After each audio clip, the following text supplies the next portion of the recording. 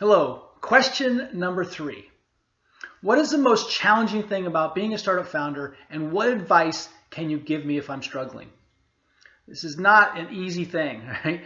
Starting a company is not easy. So here's my advice. Um, it's lonely at the top.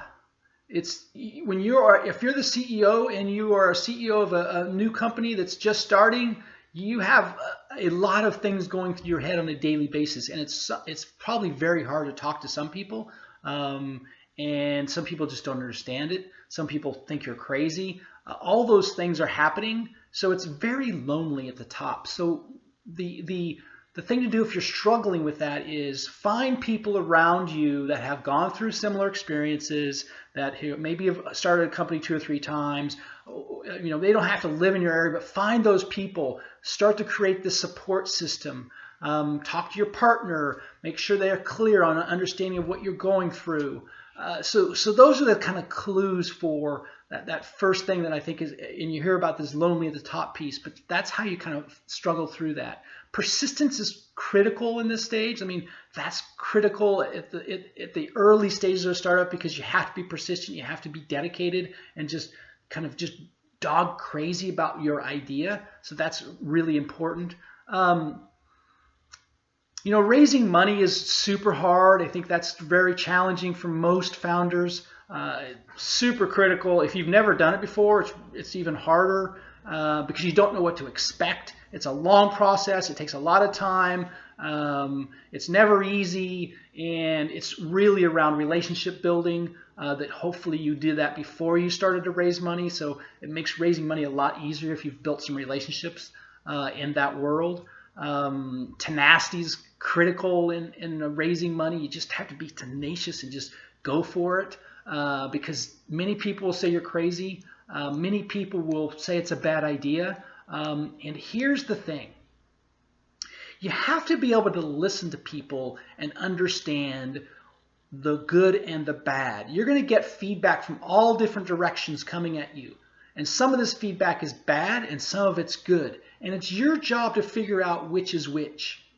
And it's not easy, but you learn that over time. You learn who to listen to and who not to listen to.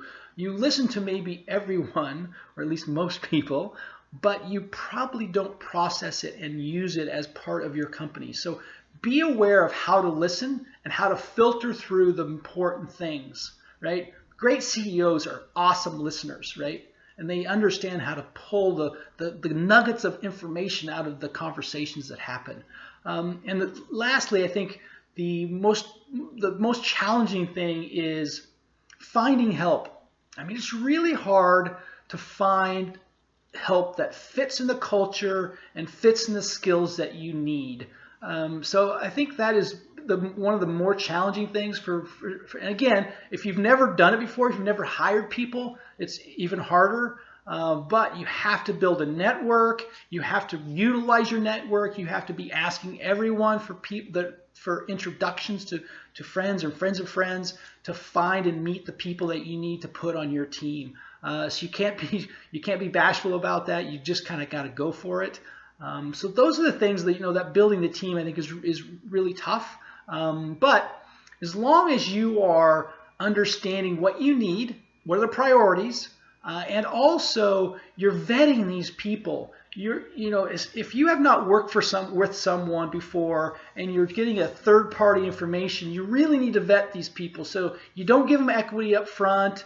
You need to vet them. So you need to work with them for a month or maybe 3 months on a part-time basis to understand if they're a good fit. I mean, you really need to be careful on how you hand out equity and how you start to build these relationships. So vetting people, I think, is the thing that will get you through that part of finding good help. Don't ever prepay for services. I would never do that. I would always post pay after results. So make sure you're doing those kind of things. Again, especially for people you've never worked with. If you haven't worked with someone, you need to basically understand how that process is going to work, and so you don't get hurt financially and or wasting a lot of time, which is probably just as important as money in the early days. So those are the things that I think are the most challenging. And if you're struggling, those are the things you need to look for: is creating great relationships, having a great network, and always be working with that network, getting feedback from that network, and sharing your experiences with your network. Many founders don't do that, and it causes problems down the road because everything gets in their head, and they are not good at processing information. So be willing to share your experiences with your mentors, with your partner, and those things so you can get good quality feedback. And last, be a good listener. So that's it for question 3.